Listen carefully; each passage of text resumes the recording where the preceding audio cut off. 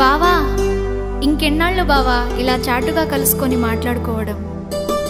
మనం మనవాడుకుందాం బావా. గది కాదే జానకి, ఒక్కసారి నేను చెప్పేది. చీ పో బావా.